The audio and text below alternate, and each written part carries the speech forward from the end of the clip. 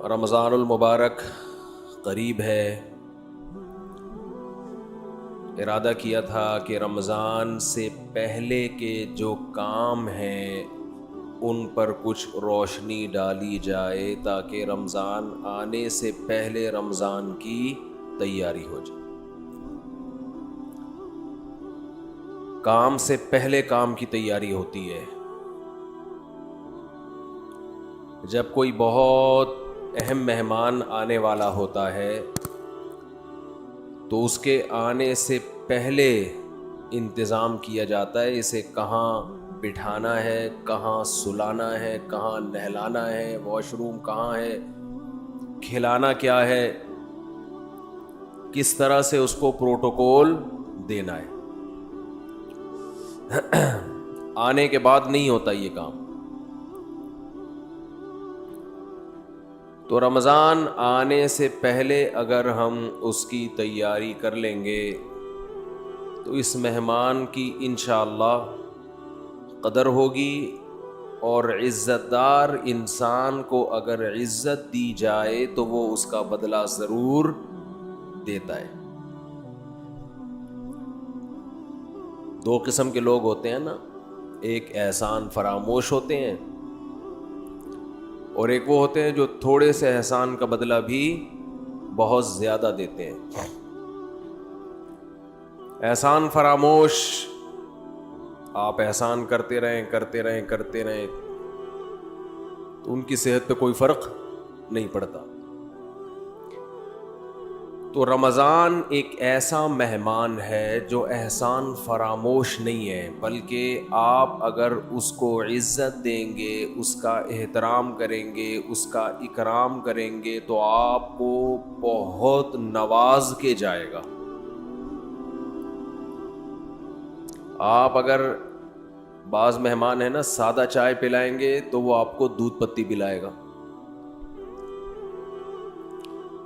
آپ اسے انڈے والا برگر کھلائیں گے تو وہ آپ کو پیزا کھلائے گا۔ کچھ مہمان ایسے ہوتے ہیں۔ آپ اگر اسے بغیر بوٹی کی بریانی کھلائیں گے تو وہ آپ کو گوشت والی بریانی کھلائے گا۔ تو رمضان ایک ایسا مہمان ہے جو تھوڑا سا اکرام کرنے پر بھی آپ کو بہت زیادہ نوازتا ہے، تھوڑا نہیں نوازتا۔ لیکن رمضان کی جو نوازشیں ہیں، رمضان کے جو تحفے ہیں، جو رمضان آپ کو گفٹ دے گا اگر آپ اس کو عزت دیں گے تو وہ اس کا گفٹ ہونا ان لوگوں کی سمجھ میں آتا ہے جن کا آخرت پر ایمان ہو۔ جو آخرت کو نہیں مانتے، دنیا کو مسافر خانہ نہیں سمجھتے، انہیں رمضان جو کچھ دے کر جاتا ہے، جو گفٹ دے کر جاتا ہے، اس گفٹ کی ان کی نظر میں قدر نہیں ہوتی۔ سمجھ میں آ رہی ہے بات؟ مثال سے سمجھاتا ہوں۔ چھوٹے بچے جب پیدا ہوتے ہیں اور فیملی پلاننگ والوں کے غم میں اضافہ ہوتا ہے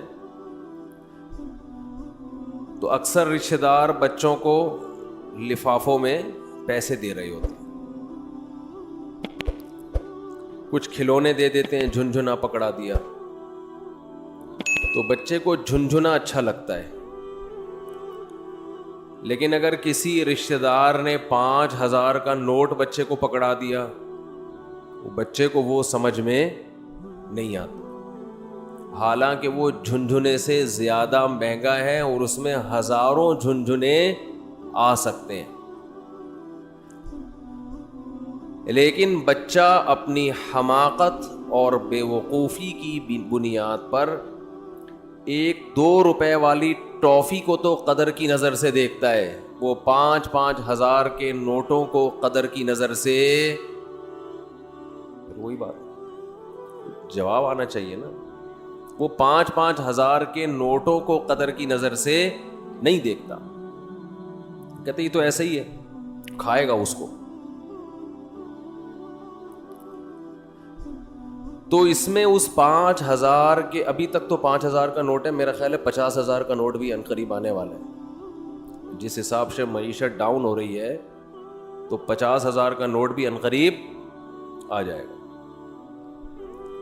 بلکہ تول کے نوٹ بکیں گے, 1 کلو 5,000 کے نوٹ چاہیے مجھے, اس طرح سے سیٹ اپ چلنے والا ہے. تو اب بچے کے دل میں جو 5,000 کے نوٹ کی قدر نہیں ہے, اس میں 5,000 کے نوٹ کا قصور ہے یا بچے کا قصور ہے؟ بچے کا قصور ہے. بھائی یہ 5,000 کے نوٹ میں ٹافیوں کے ڈبوں کے ڈبے آ سکتے ہیں. تو رمضان آپ کو کیا گفٹ دے کر جاتا ہے, اس گفٹ کی قدر ان لوگوں کی نظر میں ہے جو اس دنیا کو حقیقی زندگی نہیں سمجھتے.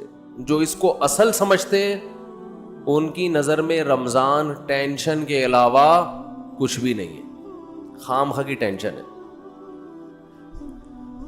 کیونکہ وہ کہتے ہیں رمضان مولویوں کا مہینہ ہے. کس کا ہے؟ مولویوں. سیزن آتے ہیں نا, یہ مولویوں کا ہے. تو میں یہ عرض کر رہا تھا کہ رمضان کس کا مہینہ کہلاتا ہے؟ مولاناؤں کا مہینہ. حالانکہ یہ مولویوں کا مہینہ نہیں ہے, یہ مسلمانوں کا مہینہ ہے. ان لوگوں کا مہینہ ہے جو آخرت پر ایمان رکھتے ہیں, اور جن کا آخرت پر ایمان نہیں ہے ان کے لیے رمضان A to Z tension he tension ہے, ٹینشن ہی ٹینشن. وہ نہ کھلے عام صحیح طرح سے کھا سکتے ہیں, تھوڑی سی بغیرتی کے تانے پڑتے ہیں. 10 آدمی اگر خاموشی سے گزر جائیں گے تو 11واں بولتا ہوا جائے گا کہ شرم نہیں آتی تمہیں, کیا کر رہے ہو, اور بولنا چاہیے. تو میں یہ عرض کر رہا تھا کہ یہ جو رمضان ہے نا, اگر آپ اس کا اکرام کریں گے تو یہ آپ کو بہترین گفٹ دے گا. اب میں بتاتا ہوں وہ گفٹ کیا دے گا آپ کو. وہ گفٹ دے گا اللہ کی محبت. آپ کے دل میں اللہ کی محبت کی چنگاری پیدا کر دے گا. یہ دیکھو, انسان کو جو موٹیویشن ملتی ہے نا کسی بھی عمل کی, وہ یا تو کسی لالچ کی وجہ سے ملتی ہے یا کسی خوف کی وجہ سے. سمجھتے ہیں؟ آپ صبح صبح اٹھ کے آفس جاتے ہیں, مشکل کام ہے, دل تو نہیں چاہتا انسان کا اٹھے جائے, دل چاہتا ہے پڑا رہے, لیکن آپ جاتے ہیں. یہاں خوف بھی ہے اور لالچ, محبت, پیسے کی محبت. لالچ کو ہم محبت سے تعبیر کرتے ہیں, ذرا مہذب لفظ ہے. آپ جاتے ہیں, ایک محبت ہے پیسے سے, ہر انسان کی نیچر ہے کہ پیسے آئیں گے تو گٹکا بھی کھائیں گے, نسوار کا انتظام بھی ہوگا, پان کا انتظام بھی ہوگا, گھر میں راشن بھی ڈلے گا, بہت ساری چیزیں آئیں گی. اگر یہ محبت پیسے کی ختم ہو جائے تو آپ کو عمل پہ موٹیویشن نہیں ملے گی. بعض دفعہ خوف ہوتا ہے انسان کے دل میں. خوف کیا کرتا ہے کہ آپ کو یہ ڈر ہے کہ اگر میں آفس نہیں گیا, میں نے یہ کام نہیں کیا تو مجھے جاب سے نکال دیا جائے, میں غریب ہو جاؤں گا. یہ خوف ہے جو آپ کو ابھارتا ہے عمل پہ. ماہرین یہ کہتے ہیں کہ خوف سے بھی کام ہوتا ہے اور محبت میں بھی ہوتا ہے, لیکن خوف سے جو کام ہوتا ہے اس کام میں مزہ نہیں آتا, لہذا وہ کام زیادہ جاندار نہیں ہوتا. لیکن محبت کی وجہ سے جو کام ہوتا ہے وہ کام مزیدار بن جاتا ہے, کیونکہ آپ کی محبوب چیز آپ کو اس میں ملنے والی ہوتی ہے. سمجھ میں آ رہی ہے بات کہ نہیں آ رہی ہے؟ غزوہ احد میں صحابی رسول, غزوہ بدر میں ایک صحابی شریک نہیں ہو سکے. انہیں نہیں پتا تھا کہ میدان جنگ کا میدان قائم ہو جائے گا اور یہ ہوگا اور وہ ہوگا, انہیں نہیں پتا تھا. جب مسلمانوں کو فتح ہوئی تو انہوں نے منت مانی, منت منت ہوتی ہے نا اللہ میرا یہ کام ہو جائے تو میں یہ کروں گا, میرا یہ کام ہو جائے تو میں یہ کروں گا, یہ واجب ہو جاتی ہے, اس لیے منتیں نہیں ماننی چاہیے.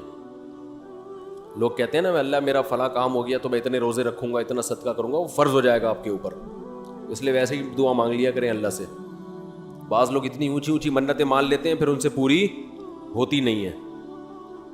تو اسلام میں الفاظ کی بہت ویلیو ہے, اور منت زبان سے ہوتی ہے, صرف دل میں ارادے سے نہیں ہوتی. اس کو عربی میں نظر کہتے ہیں, نظر, اردو میں منت.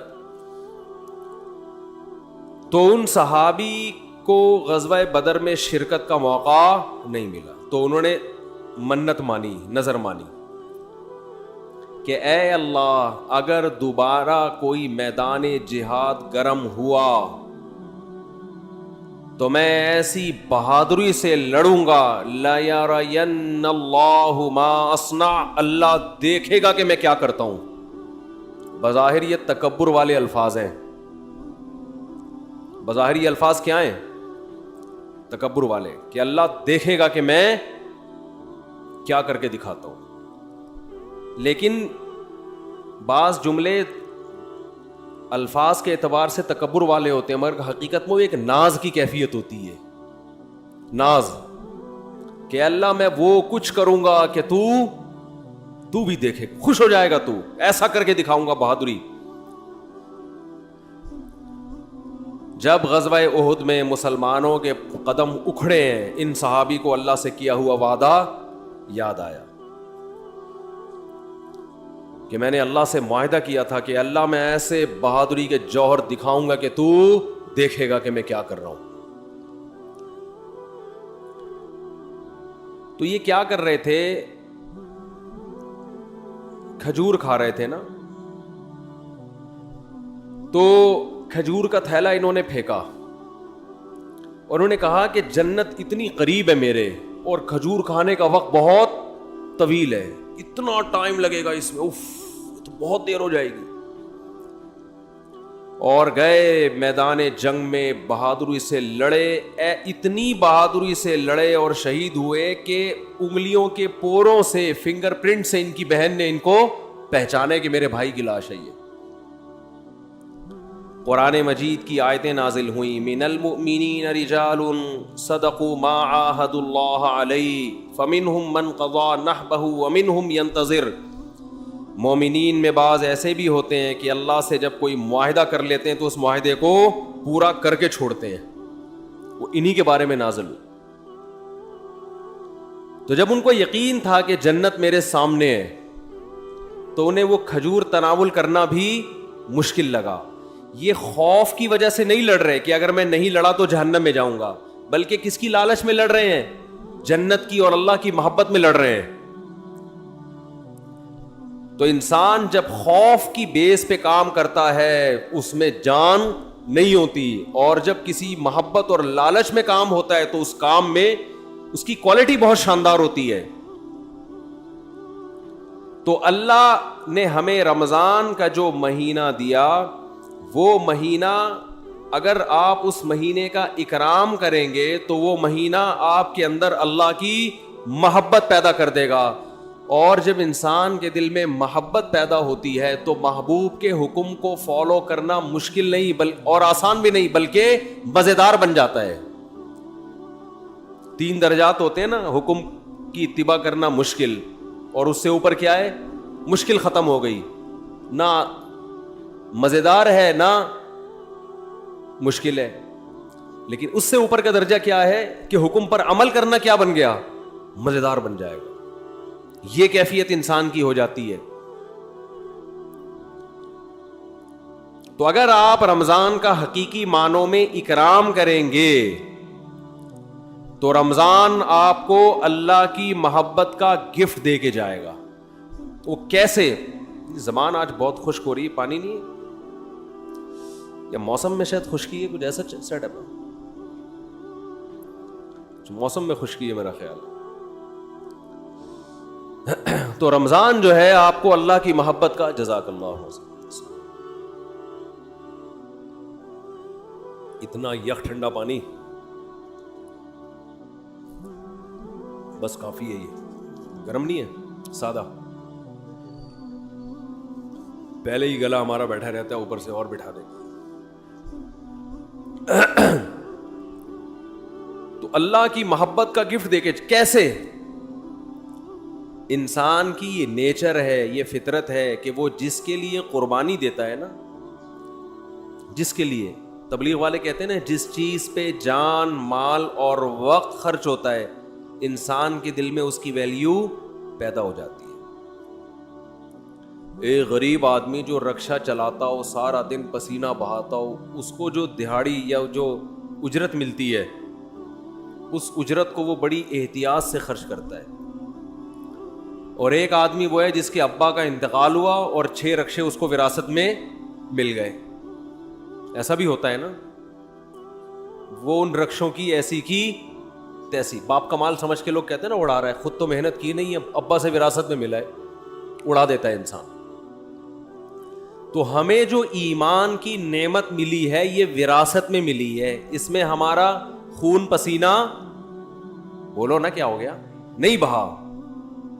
ابا چونکہ مسلمان تھے, اماں مسلمان تھیں, اس وجہ سے ہم بھی کیا ہو گئے, تو ایک پسینہ نہیں بہا ہمارا, خون کا ایک قطرہ نہیں بہا, تو فری پھوکٹ میں ہمیں کیا مل گیا. حضرت بلال کو اسلام فری میں نہیں ملا تھا. وہ جب مسلمان ہوئے گرم ریتوں پہ لٹایا گیا, ان کو سینے پہ بھاری بھرکم پتھر رکھے گئے.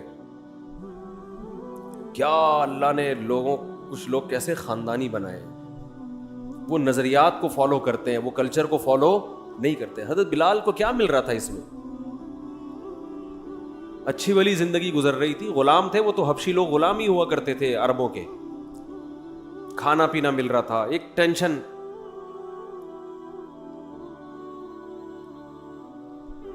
تو بڑے بڑے پتھر سینے پہ رکھے جا رہے ہیں, گرم ریت پہ لٹایا جا رہا ہے, مگر نعرہ لگا رہے ہیں احد احد, خدا کیا ہے, ایک ہے, میں نہیں مانوں.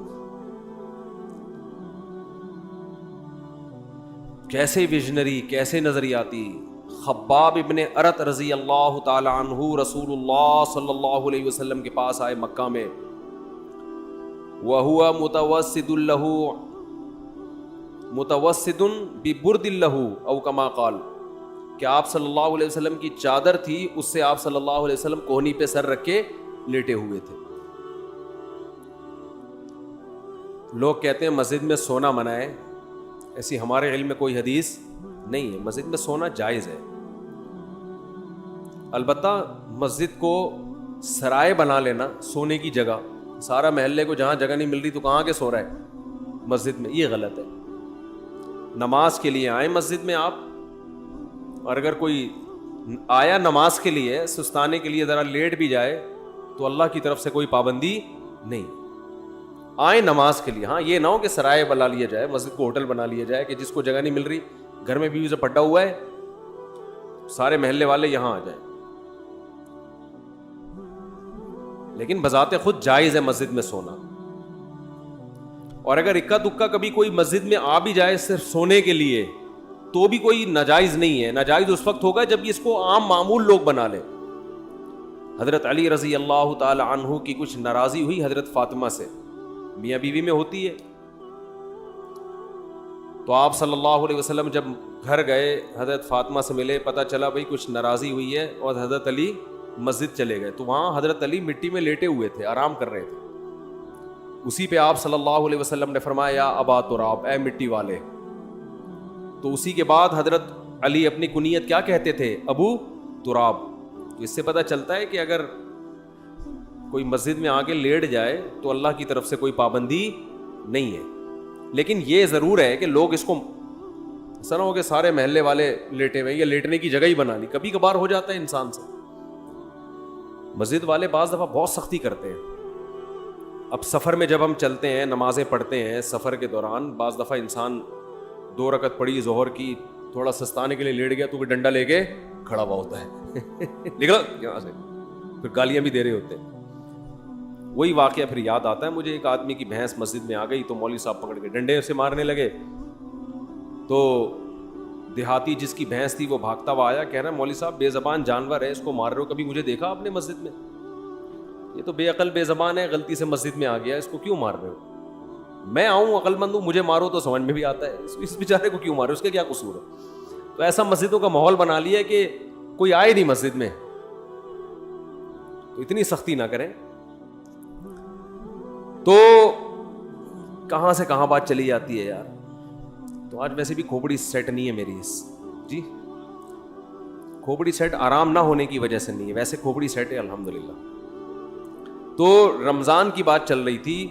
ہاں میں یہ عرض کر رہا تھا کہ فری میں جو انسان کو چیز ملتی, ہمیں ایمان ملا ہے فری میں. ابا مسلمان اماں مسلمان تو ہم بھی مسلمان, سارے اڑوس پڑوس مسلمان ہیں, قدر نہیں ہے. صحابہ کو ایمان ملا محنت کرنے کے بعد. آج بھی بہت سے غیر مسلمان ہوتے ہیں. میں حیران ہوتا ہوں, بعض ہندو بچیوں کے فون آتے ہیں, گھر کے اندر رہتے ہوئے مسلمان ہو گئی. ایک ہندو لڑکی کا 2-3 سال پرانی بات ہے, فون آیا, میرا خیال ہے 16-17 سال, یہ بچپنے ہی کی, مینٹلی تو انسان بچہ ہی ہوتا ہے اس وقت. اس نے اسلام قبول کیا, پورے رمضان کے روزے بھی گھر میں رکھے, کسی نے اس کو تبلیغ نہیں کی, نماز بھی چھپ چھپ کے گھر میں پڑھ رہی ہے. اور والدین اتنے سخت ہیں کہ اگر ان کو پتا چل گیا تو جان سے مار دیں گے, یہ خطرہ ہے. میں نے اس سے پوچھا, 2-3 سال پرانی بات ہے, میں نے پوچھا آپ کو کس نے تبلیغ کی؟ اس نے کہا میری یہ سمجھ میں نہیں آتا کہ ہمارے والدین پتھر کی بنی ہوئی مورتیوں کو کیوں پوجتے ہیں, ان میں کیا رکھا ہوا ہے. صبح مٹھائی رکھ کے جائیں گے, شام کو بھی وہ مٹھائی ویسی کی ویسی. جو بھگوان مٹھائی نہ کھا سکے وہ ہماری حاجت روائی مشکل کشائی کہاں سے کرے گا. اتنے بڑے بڑے عقل مندوں کو یہ بات سمجھ میں نہیں آ رہی. ایک 15-16 سال کی بچی کو یہ بات سمجھ میں آ گئی, اس کی کھوپڑی میں آ گئی یہ بات. کہہ رہی پھر میں نے ویڈیوز دیکھی یوٹیوب پہ علماء کی, اور وہ پھر اللہ نے اس کو ہدایت دی, تو وہ وہیں اس نے کلمہ پڑھا, وہیں مسلمان ہوئی, کسی کو نہیں بتایا کیونکہ مار دیں گے اس کو. چھپ کے نمازیں پڑھ رہی, ایسے بہت ہیں, ایک نہیں ہے. تو یہ وہ لوگ ہیں جن کی اسلام پر کچھ خرچ ہوا ہے, محنت ہوئی ہے. ہمیں اسلام ملا ہے فری میں, قربانی نہیں ہے. تو اللہ رمضان کے ذریعے, حج کے ذریعے, قربانی کے ذریعے, مختلف عبادتوں کے ذریعے ہم سے قربانی دلواتے ہیں کہ کچھ کرنا پڑے گا.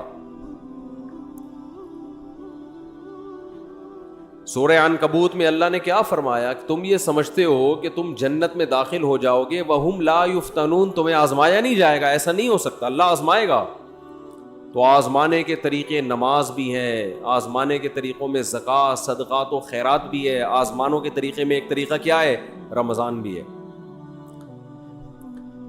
تو یہ وہ مہینہ ہے جس کا آپ اگر اکرام کریں گے تو یہ آپ کے دل میں جانے سے پہلے پہلے اللہ کی محبت کی چنگاری بھڑکا کر چلا جائے گا. اور جب اللہ کی محبت کی چنگاری بھڑکے گی دل کے اندر, تو آپ کے لیے عمل کرنا مشکل نہیں, آسان نہیں, بلکہ مزیدار ہو جائے گا.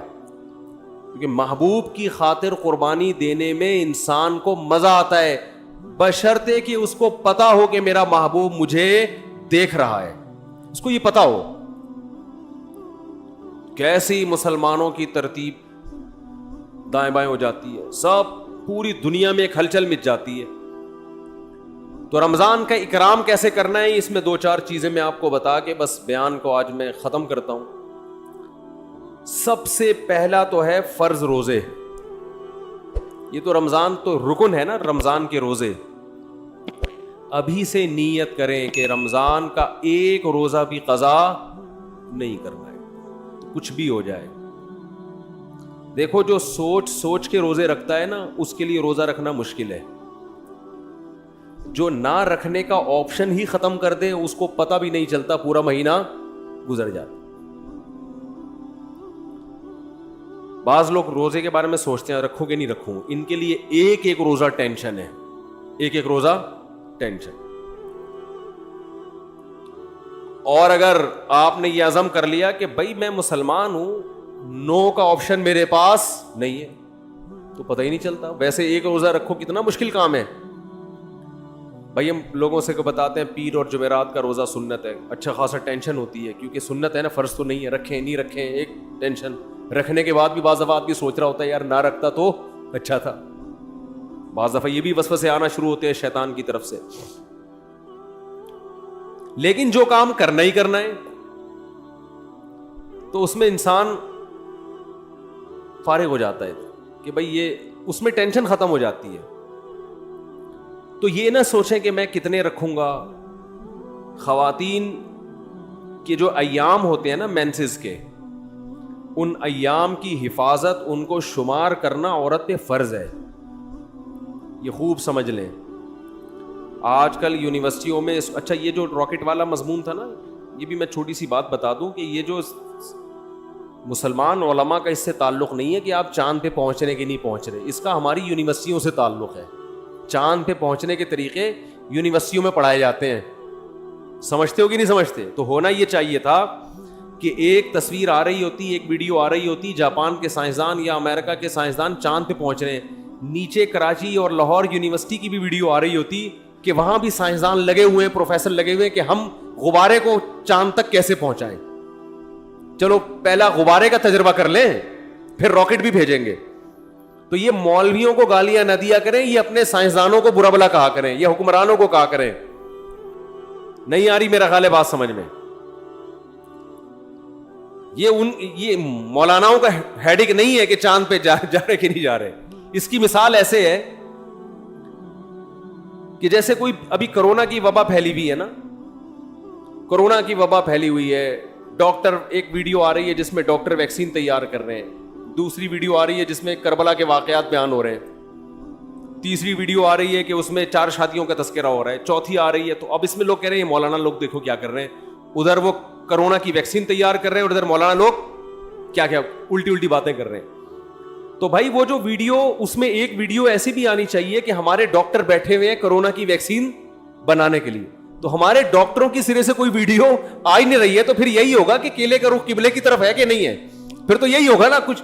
بھائی فیس بک والے کو کچھ تو چلانا ہے نا ویورز بڑھانے کے لیے, تو اس کو ہمارے سائنسدان مل ہی نہیں رہے, کوئی دھماکے کرتے ہوئے, کوئی راکٹ بھیجتے ہوئے, تو پھر وہ 4 شادیوں کی ویڈیو چلائے گا اور کیا کرے گا وہ. تو یہ مولاناؤں کی ٹینشن نہیں ہے بھائی, یہ ہماری یونیورسٹیوں کا جو نظام تعلیم اور ہمارے حکمرانوں کی کرپشن, انہوں نے ملک کو کھنڈرات میں دھکیل دیا ہے. میں تو کہتا ہوں جو فیس بک پہ ویڈیوز ڈالتے ہیں نا, یہ نہ ڈالا کریں کہ کیلے کا رخ قبلے کی طرف ہے کہ نہیں ہے, کیونکہ لوگ کہتے ہیں یہ دیکھو کہ کس چیز میں لگے ہوئے. اصل ویڈیو یہ آنی چاہیے کہ ایک طرف آپ یہ دکھائیں کہ سائنٹسٹ خلائی سیارے بھیج رہے ہیں آسمان میں, وہاں سے چھلانگے مار رہے ہیں, دوسری طرف کراچی کے گٹر کے ڈھکنوں کی تصویریں آنی چاہیے. ڈھکن یہاں کیا ہوئے ہوئے ہیں, کھلے ہوئے ہیں. تیسری طرف گدھے گھوڑے کی لیدوں کی تصویریں آنی چاہیے, کچرے کے ڈھیر آنے چاہیے, چرسی آنے چاہیے پائپ کے اندر بیٹھے ہوئے. پھر اصل لبرل لوگوں کا اصل چہرہ آئے گا, کیونکہ یہ حکم, یہ جو ملک ہے لبرل لوگوں کے ہاتھ میں, یہ مولاناؤں کے ہاتھ میں نہیں ہے. پھر آئے گا ایک طرف دیکھو سائنسدان راکٹ بھیج رہے ہیں وہاں پہ, اور ادھر کراچی میں گٹر کے ڈھکن لگانے کے لیے بھی حکومت تیار نہیں ہے. تو لوگ سائنسدانوں کا مولویوں سے مقابلہ کروا رہے ہیں, حالانکہ دونوں کی فیلڈ بالکل الگ الگ ہے. نہیں آ رہی میرے خیال. تو آسمان میں خلائی سیارے بھیجنا مولویوں کی فیلڈ تھوڑی. مولوی موٹیویشن کرے گا, آپ کو موٹیویٹ کرے گا کہ سیارہ بھیجنے کے کیا اسلام میں فضائل ہیں, ٹھیک ہے نا, سائنسدان بننے کے کیا فضائل ہیں, ڈاکٹر بننے کے کیا فضائل ہیں, وہ مولانا بیان کرے گا. ہر چیز میں علماء کو برا بلا کہتے ہیں لوگ. دوسری بات یہ کہ فیس بک اور یوٹیوب کی دنیا تو کھلی ہوئی ہے نا, بہت سے لوگ مولانا نہیں ہوتے, مولانا بن کے آئے ہوئے ہیں وہ. تو آپ ہر ایک پر یہ ٹھپا لگا رہے ہیں مفتی ہیں. مفتی عبدالقوی کو بھی لوگوں نے کیا بنا دیا, اتنے فون آئے میرے پاس, مفتی صاحب دیکھیں مفتی عبدالقوی کیا کر رہے ہیں, یہ ہوتے ہیں مفتی. میں نے کہا بھائی اس پہ کون کہاں مفتی لگانے پر گورنمنٹ کی طرف سے کوئی پابندی نہیں ہے. کس نے بولا یہ مفتی ہے؟ کسی کو بھی اٹھا کے مفتی آصف زرداری صاحب کر دو آپ, پھر کہو دیکھو یہ مفتی لوگ کیا کیا کر رہے ہیں. مفتی کا ڈگری کوئی ہمارے ملک میں کوئی سسٹم نہیں ہے, پتھر اٹھاؤ مفتی نکلے گا نیچے سے. اور صرف یہ مفتیوں کے ساتھ نہیں ہو رہا, ڈاکٹروں میں بھی ایسے ہی ہے, جعلی سرٹیفکیٹ کے ڈاکٹر بھرے ہوئے ہیں. اور حکیم تو ہول سے, جس کا دنیا میں کوئی کام نہیں ہے وہ حکیم بنا ہوا ہے, اور اس سے بھی زیادہ ہول سیل کے حساب سے روحانی عامل ہیں. روحانی جن چڑیل بھوت بھگانے والے, وہ تو اتنے, ہر ایک کو روحانی علاج آتا ہے. ایک صاحب مجھے دبئی میں ملے کہ میرا روحانی علاج کر دیں. میں نے کہا میرا ایک یوٹیوب پہ وہ ہے کلپ ہے اس بارے میں, بڑے خوش ہوئے. کہتے ہیں اس کلپ کا نام کیا ہے؟ کلپ کا, میں نے کہا اس کا نام ہے روحانی علاج والوں کا علاج, روحانی علاج والوں کا علاج. تو خیر میں جلدی سے بات کو سمیٹ کے ختم کرتا ہوں, وقت پورا ہو گیا. کہ بھائی دیکھو, اللہ کے لیے جب قربانی دو گے نا تو قربانی کے صلے میں اللہ کی محبت پیدا ہوگی. پہل آپ کو کرنی پڑے گی. ایک بالش آپ آؤ گے تو اللہ آپ کی طرف ایک ہاتھ آئے گا, پہل آپ کو. تو اس پہل میں آج یہ عزم کرے سب سے پہلے. میں خواتین کے کچھ بات عرض کر رہا تھا کہ اپنے جو ان کے مینسز کے ایام ہوتے ہیں ان کو عورت پر واجب ہے کہ وہ نوٹ کر کے رکھے, کیونکہ عادت سے اس کا تعلق ہے کہ جتنے دن کسی خاتون کی عادت ہے پھر اگلے مہینے اتنے دن تک وہ ایام شمار ہوں گے. یہ میں زیادہ ڈیپ میں نہیں جا رہا ابھی.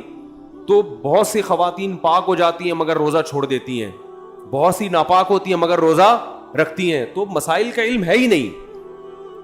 بہشتی زیور ایک جامعۃ الرشید نے چھاپی ہے, آسان بہشتی زیور, تسہیل بہشتی زیور کے نام سے. وہ کتاب ہر گھر کی ضرورت ہے.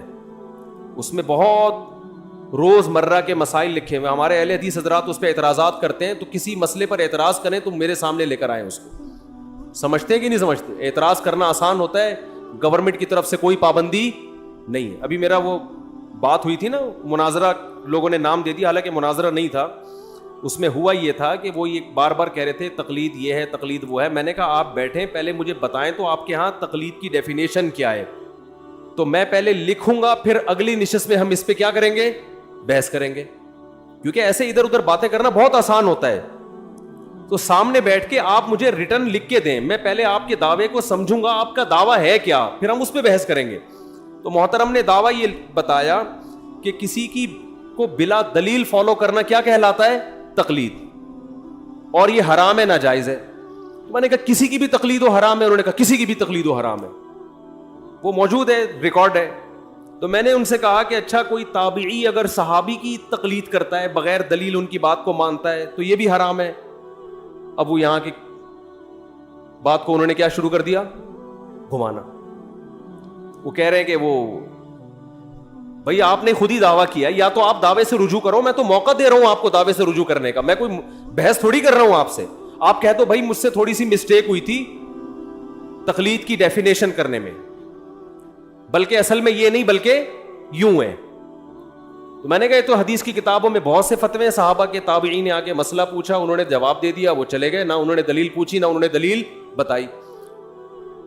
تو کہہ رہے ہیں آپ حوالہ پیش کریں. تو میں نے کہا آپ انکار کریں کہ ایسا نہیں ہے تو میں حوالہ پیش کروں گا, نہ انکار کر رہے ہیں, ٹھیک ہے نا. میری عادت ہے گل ویلے دی تے پھل موسم دا, ٹو دا پوائنٹ بات کرنے کی عادت ہے. تو انہوں نے اس کو مناظرہ بنا دیا, بحث کی طرف لے کر چلے گئے. تو مجھے غصہ آیا پھر کہ بھئی میرا ٹائم ویسٹ کرنے کے لیے آیا ہوں. میں کوئی پروفیشنل مناظر نہیں ہوں, نہ میں آپ سے مناظرے کے لیے بیٹھا ہوں, اور میرا دل صاف تھا, لہذا میں نے ان کو ریکارڈ کرنے کی بھی اجازت دی. انسان کے دل میں چور ہوتا ہے تو ریکارڈ کرنے کی اجازت نہیں دیتا. اور میں نے ان کو یہ کہا لائیو نہیں کریں, کیونکہ بعض دفعہ انسان کی زبان سے ایسی بات نکل جاتی ہے کہ وہ پبلش کرنے کی نہیں ہوتی.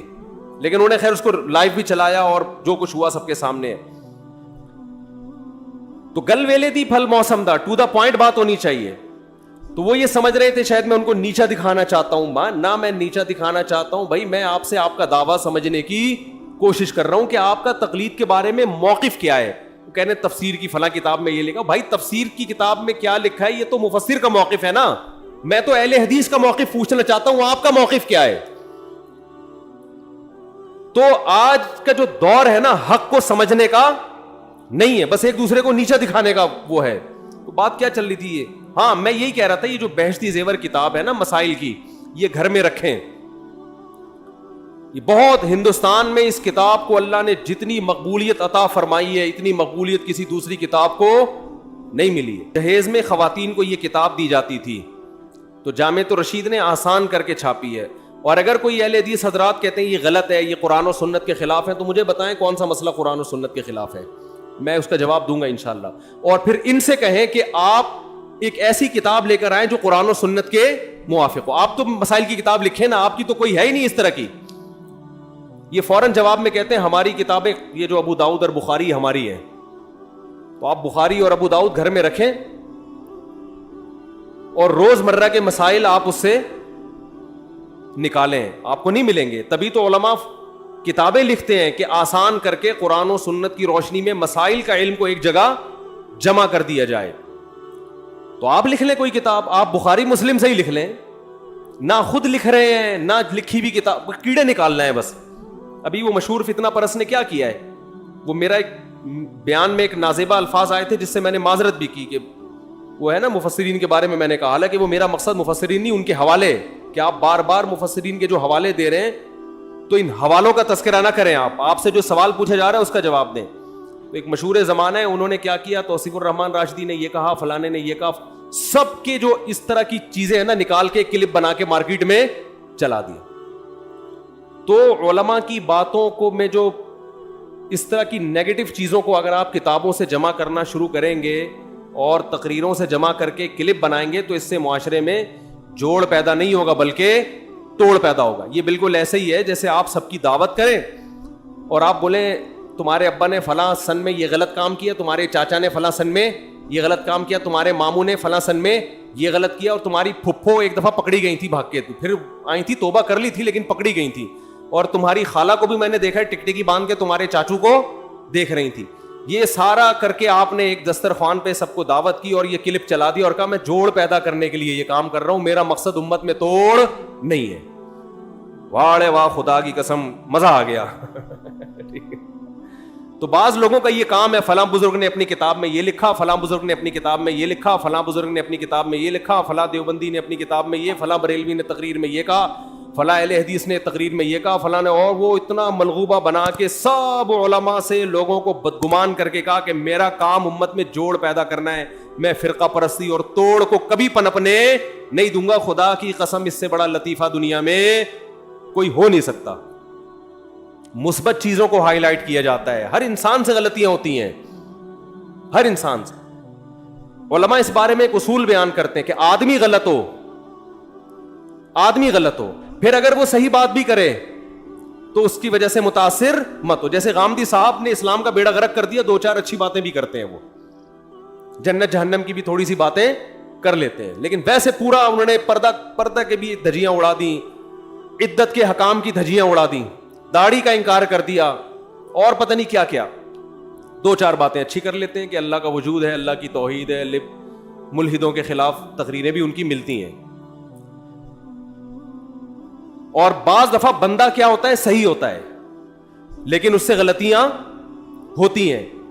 تو اگر کوئی بندہ ٹھیک ہے, اس سے کبھی غلطی ہو رہی ہے تو آپ اس کی غلطی کو اچھال رہے ہو, اس کا مطلب آپ غلط ہو, آپ کی سوچ کیا ہے, غلط ہے, آپ نیگیٹیوٹی کو فروغ دے رہے ہو معاشرے میں. تو خیر کہاں سے کہاں بات چلی گئی, ہم تو رمضان شوال میں الجھے ہیں. تو بہشتی زیور کتاب ہے, مسائل بہشتی زیور, حضرت مولانا اشرف علی تھانوی کی. جہاں حضرت مولانا اشرف علی تھانوی کا نام آئے گا لوگ فوراً کہتے ہیں انہوں نے اپنے نام کا کلمہ پڑھایا تھا, اشرف علی رسول اللہ.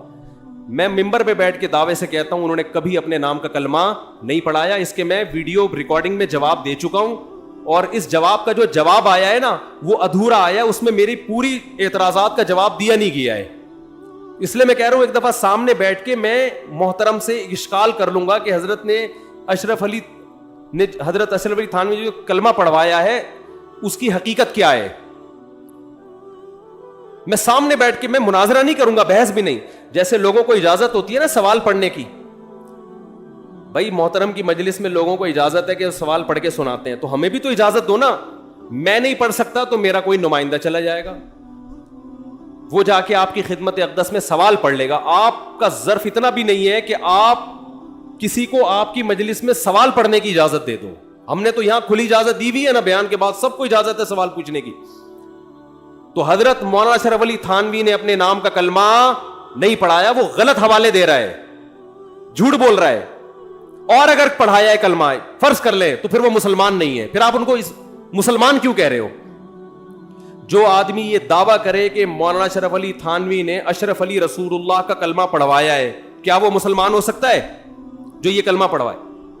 قادیانی مرزا غلام احمد قادیانی کے نام کا کلمہ پڑھتے ہیں, اس وجہ سے کافر ہے یا نہیں ہے؟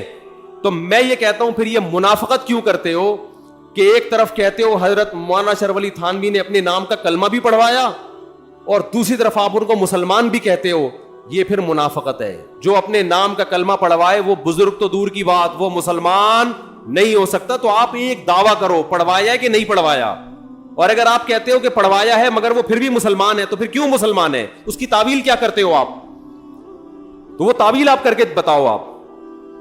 تو بہشتی زیور بہت شاندار کتاب ہے. باقی دیکھو دنیا میں کوئی کتاب ایسی نہیں ہے اللہ کی کتاب کے علاوہ کہ A to Z بالکل ٹھیک ہو, اس میں غلطی کا امکان نہ ہو. یہ ہم بہشتی زیور کے بارے میں بھی دعویٰ نہیں کرتے. بہشتی زیور میں 15 شعبان کے روزے کو مستحب لکھا ہے, لیکن ہم اس روزے کا مستحب نہیں مانتے کیونکہ اس میں حدیث صحیح نہیں ہے. تو یہ تو چھوٹی موٹی مسٹیک تو دنیا میں ہر شخص سے ہو سکتی ہے. ہمارے شیخ حضرت مفتی رشید احمد صاحب کی فتاوی کی کتاب ہے احسن الفتاوی, بہت شاندار فتوے ہیں اس میں, بہت بہترین مدلل, لیکن اس کے ہر جز سے کوئی بھی متفق نہیں ہے. وہ تو دنیا میں کوئی کتاب ایسی نہیں ہے. تو اب اس کا یہ حل تھوڑی ہے کہ کتابوں کو اٹھا کے آپ پھینک دیں. اس کا حل یہ ہے کہ علماء اس پہ حاشیے چڑھاتے ہیں, اس پہ اپنی تقریضات لکھتے ہیں, تو پھر اشکالات اور تعلیقات ہوتی ہیں اس کے اوپر. تو یہ بہت شاندار کتاب ہے, آپ اس کو گھر میں رکھیں, اس سے آپ کو رمضان کے مسائل پتہ چلیں گے, خواتین کے خاص طور پر حیض و نفاس کے مسائل, جو آج کل ہماری جدید طبقے سے جو وابستہ خواتین ہیں یونیورسٹیوں پڑھنے والی, ان کو طہارت کے مسائل بھی معلوم نہیں ہے, بالکل نہیں پتا ان کو.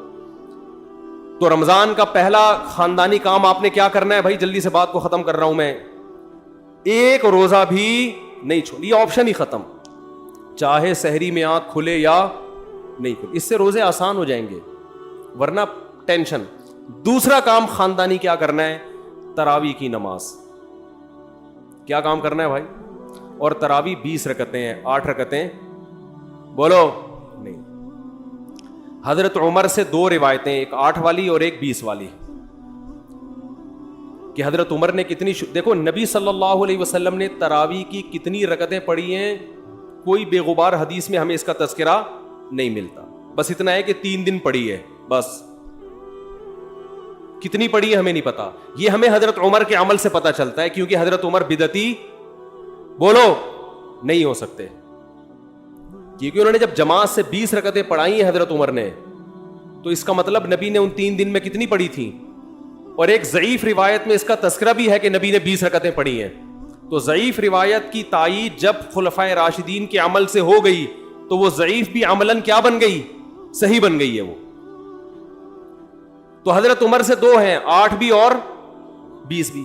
8 والی پر امت نے کسی امت نے عمل ہی نہیں کیا, کیونکہ وہ بالاتفاق مضطرب ہونے کی وجہ سے ضعیف ہے, سند کی وجہ سے نہیں بلکہ مضطرب. کیونکہ جو راوی حضرت عمر سے 8 بیان کر رہا ہے وہی کتنی بھی بیان کر رہا ہے, 20 بیان کر رہا ہے. اور جب ہم صحابہ کے دور میں دیکھتے ہیں تو ہمیں سب جگہ 20 نظر آ رہی ہیں, 8 کہیں بھی نظر نہیں آ رہی. تو یہ کیسے ممکن ہے کہ حضرت عمر نے 8 شروع کی ہوں اور کوفہ, بصرہ, دمشق, شام, مصر سب جگہ 20 ہو رہی ہوں؟ اس سے پتہ چلتا ہے کہ حضرت عمر سے جو 20 والی روایت ہے وہ صحیح ہے, 8 والی صحیح نہیں ہے. اور اس کی سب سے بڑی دلیل یہ ہے کہ موطا امام مالک میں ہے 8 رکعتوں والی, جو امام مالک نے نقل کی ہے, لیکن امام مالک خود 8 کا فتویٰ نہیں, وہ خود 20 سے زیادہ کے قائل ہیں, وہ تو 20 کے بھی نہیں 36 کے قائل ہیں. تو یہ کیسے ممکن ہے کہ کتاب کا مؤلف 8 والی ذکر کر رہا ہو مگر خود اس روایت کو وہ اس پر عمل نہ کر رہا ہو؟ ان باتوں کا کسی اہل حدیث عالم کے پاس جواب نہیں ہے. ترمذی میں ایک روایت پیش کی جاتی ہے امام احمد بن حنبل سے, یہ روایت ہے کہ اس میں کوئی مخصوص عدد ثابت نہیں ہے, جتنی چاہے پڑھ لو. لیکن امام احمد کی جو اپنی اصل کتابیں ہیں فقہ کی, اس میں امام احمد کے شاگرد جو امام احمد سے ذکر کرتے ہیں وہ ذکر کرتے ہیں امام احمد بن حنبل کے نزدیک بھی 20 رکعتیں مختار ہیں. سمجھ نہیں آ رہی میرا خیال ہے بات. تبھی فقہ حنبلی میں تراویح کی رکعتیں کتنی ہیں, 20. اور امام ابو حنیفہ کے نزدیک بھی. لوگ پتہ ہے مجھ سے کیا کہتے ہیں, لوگ جو ہے نا کہتے ہیں کہ یار آپ ان حدیثوں کا انکار کر رہے ہو جس میں 8 آتا ہے. 8 والی جو بخاری کی حدیث ہے نا اس کا تراویح سے کوئی تعلق نہیں ہے. بخاری میں آتا ہے نبی رمضان اور غیر رمضان میں 8 پڑھتے تھے, اس کا تراویح سے کوئی تعلق, وہ تو غیر رمضان میں بھی تھی. اتنی سینس نہیں ہے یار, آپ ہمیں قرآن و حدیث سکھا رہے ہو اور ہمیں اپنا مقلد بنا رہے ہو. اتنے بڑے بڑے مجتہدین کی تقلید چھوڑ کے. میں لوگوں سے ایک بات کہتا ہوں, ایک قرآن و حدیث وہ ہے جو ابو حنیفہ, شافعی, مالک اور احمد بن حنبل نے سمجھا, اور ایک قرآن و حدیث وہ ہے جو 15ویں صدی کے مولوی سمجھ رہے ہیں. کس کی فہم زیادہ صحیح ہوگی؟ بولو بھائی. ایک قرآن وہ ہے جو انجینئر بیان کر رہا ہے حدیث, ایک حدیث کی تفصیل وہ ہے جو امام مالک بیان کر رہے ہیں, ابو حنیفہ بیان کر رہے ہیں, جن کی 80 ہجری میں پیدائش ہوئی ہے, تابعین میں سے ہیں, جو امام شافعی بیان کر رہے ہیں. تم امام شافعی کو چھوڑ رہے ہو, تم امام ابو حنیفہ کو چھوڑ رہے ہو, تم امام مالک کو چھوڑ رہے ہو, تم احمد بن حنبل جیسے محدث اور فقیہ جو امام بخاری کے استاذوں میں ہیں, ان کو چھوڑ کر فالو کس کو کر رہے ہو؟ انجینئر کو. اور تم کہہ رہے ہو ہم صرف قرآن و حدیث کو مانتے ہیں, ہم کسی اور چیز کو نہیں مانتے. تم قرآن و حدیث کو نہیں مانتے میرے بھائی, تم مقلد ہو, اندھے مقلد ہو. تم قرآن و حدیث کی اس تشریح کو مانتے ہو جو انجینئر کر رہا ہے, اس تشریح کو نہیں مانتے جو احمد بن حنبل کر رہے ہیں, جو ابو حنیفہ کر رہے ہیں, جو امام مالک کر رہے ہیں, جو امام شافعی کر رہے ہیں. یہ بڑے بڑے تابعین, تبع تابعین, مجتہدین جن کو پوری امت نے فالو کیا ہے. تو 8 رکعت کی جو موطا امام مالک کی حدیث ہے, اس 8 رکعت پہ امام مالک نے فتویٰ نہیں دیا. کیوں؟ اس لیے کہ وہ حدیث مضطرب ہے, اس میں راوی ایک بیان پہ ٹکتا نہیں ہے, کہیں 20 بیان کرتا ہے, کہیں 8. جب راوی کے بیان میں تضاد ہو تو حدیث مضطرب ہونے کی وجہ سے رد ہو جاتی ہے. اور میں آخری بات کر کے بیان کو ختم کرتا ہوں, یہ جو تراویح کا لفظ ہے یہ 8 رکعتوں پہ فٹ ہی نہیں بیٹھتا ہے. اس کا بھی میں جواب سوال کر رہا ہوں لیکن کوئی جواب نہیں دے رہا. دیکھو اپنی مرضی کے سوال بنا کے جواب دے دیا کرو تو لوگ واہ واہ کریں گے. آپ میرے ساتھ یہ ہو رہا ہے, میں جو بیانات میں اعتراض کرتا ہوں نا اس کا جواب نہیں مجھے ملتا, خود سے اعتراض بنا کے کیا کر دیا جاتا ہے جواب. جیسے میں نے بتایا تھا کہ حرم میں 4 مصلے تھے, حنفی, مالکی, شافعی, حنبلی, 4 مصلے تھے نا کئی سو سال تک, جو کہ نہیں ہونے چاہیے, ایک ہی ہونا چاہیے تھا مصلی. تو لوگوں نے اعتراض کیا 4 مصلے تھے حرم میں, یہ دیکھو کتنا غلط, یہ حنفی مالکی ایسے ہوتے ہیں. تو میرا سوال یہ تھا کہ 5واں کیوں نہیں تھا اس وقت؟ اس کا مطلب 5واں فرقہ وجود میں آیا ہی نہیں تھا, وہ اب پیدا ہوا ہے. وہ ٹھیک ہے 4 غلط تھے, لیکن اس غلط کو بھی صحیح ان 4 میں سے ایک نہیں کیا ہے. سمجھ رہے ہیں کہ نہیں بھئی ایک امام ہونا چاہیے, 4 الگ الگ جماعتیں نہیں ہونی چاہیے. لیکن اس کا مطلب 700 سال تک امت یہ سمجھتی رہی کہ اہل سنت والجماعت کے 4 نمائندے ہیں, 4 مکتب فکر, 5واں کوئی تھا ہی نہیں, لہذا اس کا کوئی مصلی تھا ہی نہیں.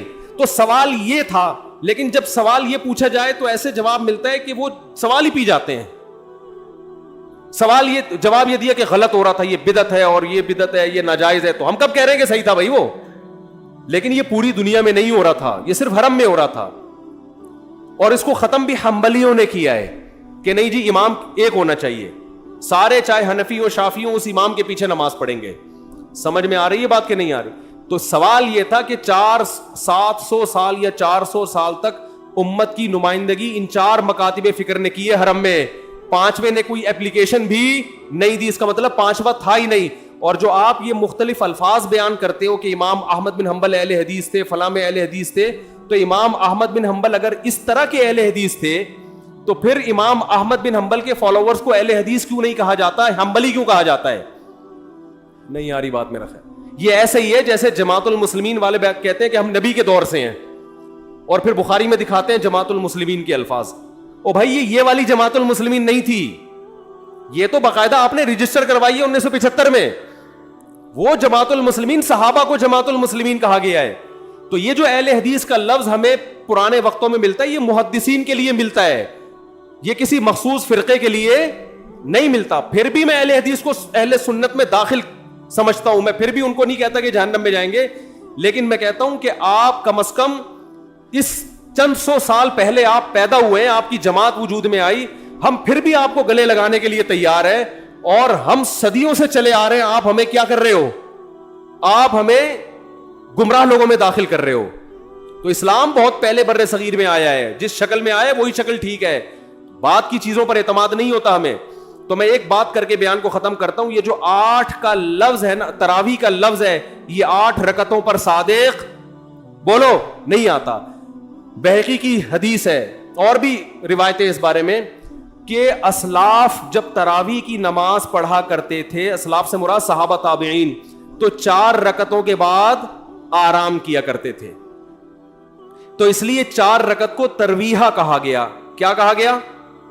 ترویحہ. روح سے نکلا ہے روح. استراحت کا لفظ سنا ہے آپ لوگوں نے؟ آرام. استراحت کسے کہتے ہیں؟ آرام. ترویح آرام دینا. راحت، راحت کا لفظ تو اور آسان ہے نا. ارے راحت کا لفظ نہیں سنا؟ راحت کسے کہتے ہیں؟ آپ کہہ رہے ہوں گے وہ اسے کہتے ہیں ہمارے محلے میں رہتی ہے. راحت کہتے ہیں آرام، ریسٹ. استراحت، راحت. روح یروح ترویحا، باب تفعیل میں جب جاتا ہے آرام دینا. تو ترویحتن، کیونکہ 4 رکعتوں کے بعد آرام کرتے تھے تو ان 4 رکعتوں کو کیا کہا گیا؟ ایک ترویحہ، یعنی ریسٹ ہے اس کے بعد. اب ترویحہ کا جو لفظ ہے نا، 4 رکعتوں کے بعد کیا ہو رہا ہے؟ ریسٹ. اٹ از کالڈ ترویحہ. سب کو پتہ ہے 4 رکعتوں کو ترویحہ کہتے ہیں. 2 ترویحوں کو عربی میں کہیں گے ترویحتان. کیا کہیں گے؟ جیسے رجل کا معنی ایک آدمی، رجلان 2 آدمی. عربی میں 2 کے لیے الگ لفظ استعمال ہوتا ہے، 2 سے زیادہ کے لیے الگ. تو اگر یہ 8 رکعتیں ہوتی تو ان کو محدثین تراویح نہ کہتے بلکہ ترویحتان کہتے یا ترویحتین کہتے. کیا کہتے؟ 2 ترویحیں. اور ان کے بیچ میں ویسے بھی ریسٹ کی ضرورت پڑتی نہیں. ٹھیک ہے نا؟ 4 رکعت کے بعد امام بیٹھتا، بولتے چل بھائی آگے جلدی کر، جانا بھی ہے گھر میں ہم نے. تو ترویحتین کہتے. ان کو محدثین تراویح نہیں کہتے. اور تراویح کا لفظ ہے جمع. عربی میں جمع کم سے کم افراد کتنے ہوتے ہیں اس کے؟ 3. تو کم سے کم 12 رکعتیں ہونی چاہیے. لیکن تراویح بھی جمع کثرت ہے، جمع قلت. کثرت جمع اقصا کہتے ہیں جو بہت زیادہ جمع ہو. تو پتہ ہے 4 رکعتیں کافی زیادہ ہیں تو ان کو تراویح کہا جائے گا. 4 رکعتیں تھوڑی سی بھی ہو تو ان کو تراویح. 4 رکعتیں اگر 3 دفعہ آئیں گی تو اس کو بھی علی وجہ الکمال ہم پورے طور پر تراویح کا لفظ اس پہ صادق نہیں آئے گا. بات آ رہی ہے سمجھ میں کہ نہیں آ رہی ہے؟ سمجھ میں سب آ رہی ہے لیکن گھننے بن جاتے ہیں، گھماتے ہیں. اب دیکھیں نا یوٹیوب پہ اس کا جو بیان آئے گا نا اس میں گھمایا ہوا ہوگا، اس میں گھمایا یہ اپنی طرف سے نکالا ہوا ہے. اپنی طرف سے نہیں بھائی، بہقی کی حدیث ہے، مصنف ابن ابی شیبہ کی روایتیں ہیں، آپ دیکھ لو. اس میں لوگ کہتے ہیں حوالہ کیوں نہیں دیا مفتی صاحب نے؟ آپ انکار کرو میں حوالہ دوں گا انشاءاللہ. آپ انکار کرو کہ ایسا نہیں ہے. ہم ٹائم بچا رہے ہیں اپنا. وہ مجھے کہہ رہے تھے نا اس بحث میں کہ مفتی صاحب آپ دلیل دو، جو دعویٰ کرے دلیل اس کے ذمے ہے. میں نے کہا دلیل اس کے ذمے اس وقت ہے جب سامنے والے دعوے کا انکار کرے. میں نے ستار بھائی کو میں نے کہا کہ ستار بھائی تم نے 1 لاکھ روپے لیے ہیں. ستار بھائی کہہ رہے ہیں نہیں. ہاں لیے ہیں. تو مجھے کیا ضرورت ہے میں گواہ پیش کروں کہ دلیل دوں؟ وہ مان رہا ہے. تو یہ سب مانتے ہیں. یہ تو علماء جس نے بھی حدیث کی کتابیں پڑھی ان کو پتا ہے کہ ترویحہ کا لفظ اس لیے لکھا ہوا ہے اس میں. تو اسلاف سے مسجد نبوی میں، حرم میں ایک رمضان بھی ایسا نہیں گزرا جب سے حضرت عمر نے 20 رکعتیں شروع کرائی ہیں کہ 20 رکعت سے 1 رکعت بھی کم ہوئی. زیادہ تو ہوئی ہیں، کم بولو نہیں ہوئی ہیں. 1 امت اتنی بڑی گمراہی پر 1400 سال سے جمع ہو گئی. تو میرے بھائی جو آپ سے قرآن و سنت کے نام پہ بات کرے نا اسے بولے بھائی ٹھیک ہے میں قرآن و سنت ہی کو مانتا ہوں، مگر قرآن و سنت کی وہ تشریح جو ان مجتہدین نے کی ہے اس کو مانوں گا. جو 15ویں صدی کے مولوی کر رہے ہیں تشریح، میں اس کو بولو نہیں، چاہے وہ سعودی ہوں. لوگ کہتے ہیں سعودی عرب میں 8 رکعتیں ہر جگہ ہو رہی ہیں. سعودی عرب میں آج ہو رہی ہیں. 100 سال پہلے کے سعودی عرب میں 8 رکعتیں کہیں بھی نہیں ہوتی تھی. تو یہ کوئی سعودیوں کا کلمہ تھوڑی ہم نے پڑھا ہے کہ جو سعودی عرب میں تو بہت سے لوگوں کی داڑیاں نہیں ہوتی. تو کیا مطلب داڑھی کا انکار کر دو گے آپ؟ تو ہم نے فالو کرنا ہے امام مالک کو، امام احمد بن حنبل کو، امام شافعی کو. یہ بڑے بڑے محدثین تھے، مجتہدین تھے. خلفائے راشدین کو، خلفائے راشدین کے دور میں کوئی ایک روایت دکھا دو 8 رکعتوں والی، کوئی ایک روایت. ہاں جو حضرت عمر سے موطا میں منقول ہے اس کا جواب میں نے دے دیا. اس کے علاوہ کہیں دکھا دو کہ بصرہ میں، کوفہ میں، دمشق میں، صحابہ تابعین کے دور میں رمضان میں 8 رکعتوں سے جماعت سے نماز کسی نے پڑھی ہو. تو نہیں ہے کچھ بھی اس میں. تو اس لیے جو طریقہ صدیوں سے تواتر کے ساتھ چلا آ رہا ہے وہ کتنی رکعتوں کا ہے؟ 20 رکعتوں کا. تو اسی کو فالو کرنا چاہیے. تو دوسرا کام آپ نے خاندانی کیا کرنا ہے؟ تراویح پابندی سے پڑھی. سمجھ میں آ رہی ہے بات؟ تو یہ 2 کام فی الحال کریں، کچھ پیکج اگلے جمعے میں انشاءاللہ بیان کریں گے. تو اسی سے انشاءاللہ اللہ کی محبت کی چنگاری آپ کے دل میں پیدا ہوگی. اللہ ہمیں سمجھنے کی، عمل کی توفیق